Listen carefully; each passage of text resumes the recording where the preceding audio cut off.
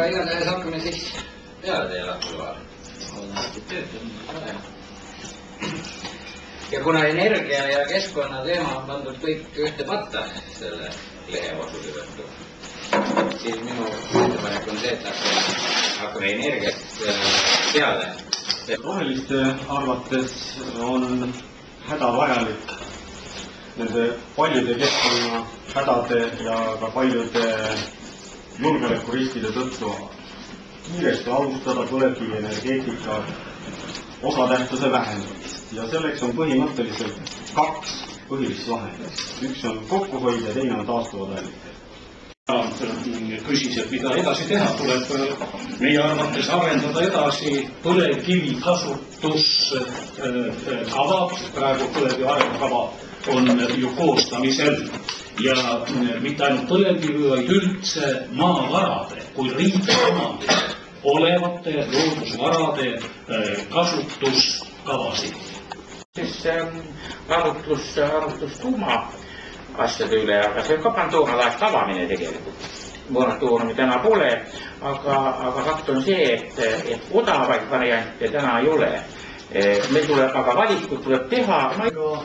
Kui siit nüüd jätkata neljandana seda juttu, siis mida peaks siin juurde ütlema väga selgelt Isamaa ongi see, et energia saamine, energia olemasolu on meie jaoks ka esmajast julgeoleku.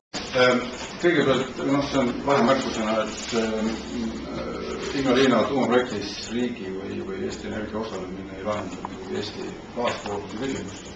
Siis kokkuvõtet võib öelda, et ühtegi kavad ei ole kunagi täidetud ja ma olen eelkõnelejatega nõus, et ükskord ometi tuleb hakata tegema valikuid, aga mitte rääkima valikutest, mis meil ees seisavad.